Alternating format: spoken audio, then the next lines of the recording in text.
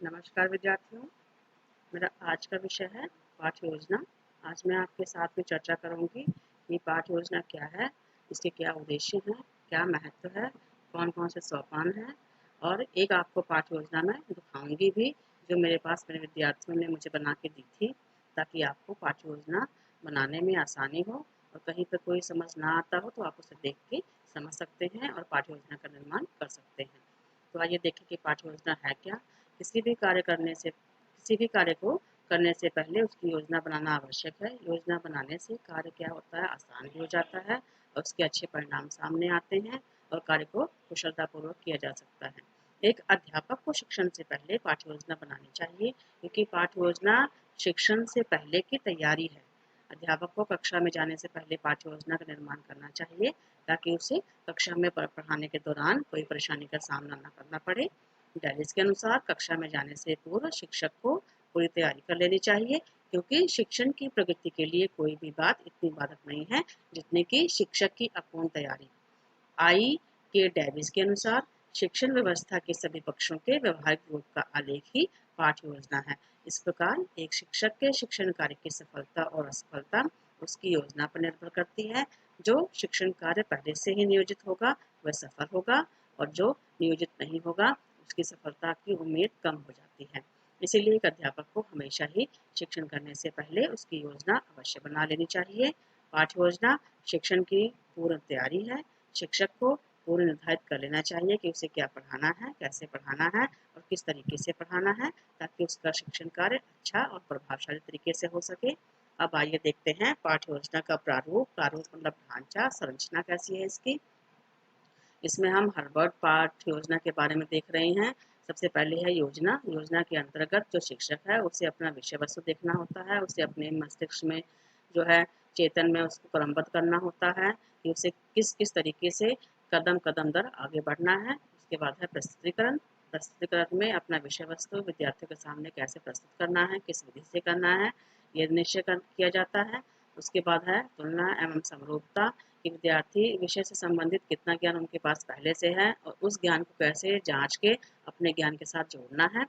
सामान्यीकरण में अध्यापक अपने विषय सामग्री को आसान से आसान तरीके से विद्यार्थियों के सामने जो है प्रस्तुत करेगा, और प्रयोग में अध्यापक विद्यार्थियों को ऐसा कार्य देगा जिससे वो अपनी जो है विषय सामग्री को अच्छे से और वास्तविक परिस्थितियों में प्रयोग में ला सके। पाठ्य योजना के सोपान कौन से हैं ये देखिए। कक्षा, दिनांक, कालांश और अवधि को पहले बताना है कि आप कौन सी कक्षा को पढ़ा रहे हैं, उसका समय कौन सा है और कितने अंतराल का है ये। उसके बाद विषय और विषय बताना है विद्यार्थियों को। उसके बाद जो है सामान्य विषय। सामान्य विषय जो है हिंदी भाषा से संबंधित होते हैं, और विशिष्ट उद्देश्य जो होते हैं वो आपके विषय से संबंधित होते हैं।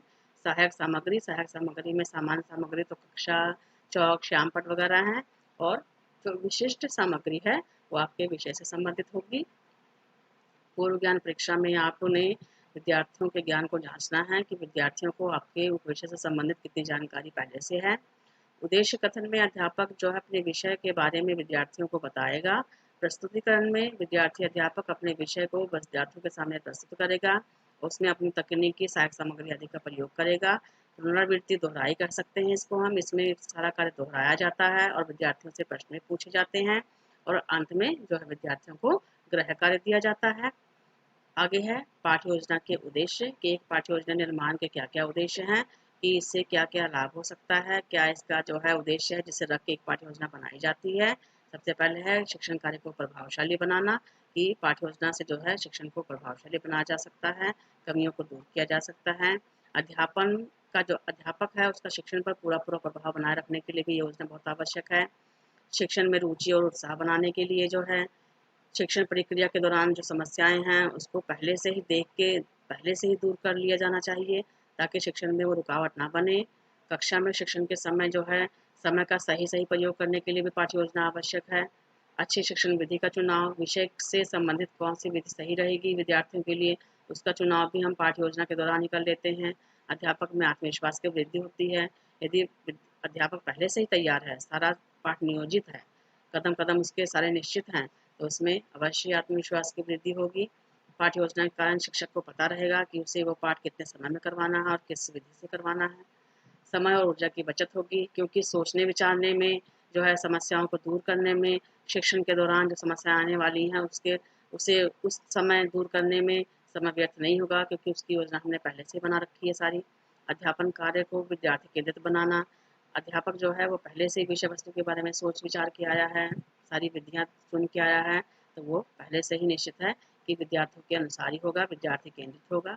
अध्यापन शिक्षण कार्य जो है वो सूत्रों सिद्धांतों के हिसाब से होगा, अगर पहले से ही उसकी प्लानिंग है, पहले से ही योजना की हुई है, क्योंकि उसमें हम बिल्कुल कहते ना उसी समय शिक्षण के दौरान मध्य में हमें कुछ सोचने विचारने की जरूरत नहीं पड़ती है। और यह व्यक्तिगत भिन्नताओं के हिसाब से भी होगा, क्योंकि जब अध्यापक पहले से ही अपने विषय वस्तु के बारे में सोच के आया हुआ है, उसकी सारी विधियाँ सोच के आया हुआ है, तो वो विद्यार्थियों के अनुसार भी अपनी विधि का प्रयोग करेगा और उनके स्तर के अनुसार ही अपनी विषय सामग्री को प्रस्तुत करेगा। उसके बाद है पाठ्य योजना का महत्व, कि पाठ्य योजना का क्या महत्व है, क्या इसकी उपयोगिता है। ये शिक्षण को प्रभावशाली बनाता है, जो है अध्यापक को निर्देश पहले से ही होता है कि उसे क्या क्या पढ़ाना है, कैसे कैसे पढ़ाना है, किस तरीके से पढ़ाना है। इससे क्या होता है कि जो अध्यापक है वो अपनी विषय वस्तु को और अपनी शिक्षण विधि को बच्चों के स्तर के अनुसार ही लेके आता है। इससे क्या होता है, विद्यार्थी अध्यापक जो है उसके शिक्षण में भी सुधार होता है, क्योंकि उसका आत्मविश्वास बढ़ता है, उसकी कमियां दूर हो जाती हैं। मनोवैज्ञानिक आधार के हिसाब से भी ये होता है, क्योंकि इसमें अध्यापक ने पहले से ही विद्यार्थियों के बारे में सोचा होता है, उनके स्तर के बारे में सोचा होता है, उनकी रुचियों और समस्याओं के बारे में सोचा होता है। इससे मूल्यांकन करने में आसान हो जाता है, क्योंकि विषय वस्तु के जो है हमने पहले से ही सोच रखा है कि ये विद्यार्थियों को कैसे बतानी है, ठीक है। तो हम अपने हिसाब से दोहराई करवा के, पुनरावृत्ति करवा के भी उनका मूल्यांकन कर सकते हैं कि बच्चों को समझ आ रहा है कि नहीं आ रहा है। रोचक शिक्षण अधिगम प्रक्रिया हो जाती है, क्योंकि सहायक सामग्री का प्रयोग हो रहा है और स्तर के अनुसार हो रहा है, रुचि के अनुसार हो रहा है, इसलिए शिक्षण जो है काफ़ी रोचकपूर्ण हो जाता है। दृश्य दृश्य श्रव्य साधनों को निर्धारित करना आसान है। अगर पहले से ही योजना बनाई हुई है, तो हम ये भी योजना बनाएंगे कि हमारे विषय के हिसाब से कौन सा साधन अच्छा है, उचित है। उद्देश्यपूर्ण शिक्षण होगा, जो हमारा उद्देश्य है पढ़ाने का, वो उद्देश्य यहाँ पर सफल होने के ज़्यादा उसकी उम्मीदें हो जाएंगी, क्योंकि हमने पहले से सब कुछ सोच रखा है, पहले सारी योजना बना रखी है। मिट गई है क्यों? क्योंकि पहले से ही सारी प्लानिंग हुई पड़ी है, सारी योजना बनी पड़ी है। समय व्यर्थ होने के जो है कम उम्मीद है, जो है बच्चों के हिसाब से है, इसलिए सारा समय सही से प्रयोग हो रहा है। गलतियां होने की कम उम्मीद है, जिससे क्या है कि ये मिट गई है, इसमें अवधि, समय, ऊर्जा और पैसा व्यर्थ में नष्ट नहीं होगा। विद्यार्थियों की सहभागिता होगी क्यों? क्योंकि विद्यार्थियों के हिसाब से है, उनके स्तर के हिसाब से है। दृष्टि सब साधनों का प्रयोग भी होगा इसमें, और सारी जो है योजनाबद्ध तरीके से होगा, तो विद्यार्थियों की सहभागिता भी इसमें अच्छे से आएगी। जो है स्पष्ट ज्ञान होगा, क्योंकि विद्यार्थी अध्यापक पहले से सारी योजना बना के आ रहा है, वो अपने विषय वस्तु को अच्छे से समझ के आ रहा है, तरीकेबद्ध करके आ रहा है, तो इससे क्या है कि विद्यार्थी अध्यापक को भी स्पष्ट ज्ञान होगा, वो आगे यही ज्ञान अपने विद्यार्थियों को भी सही सही दे पाएगा। आत्मविश्वास में वृद्धि होगी।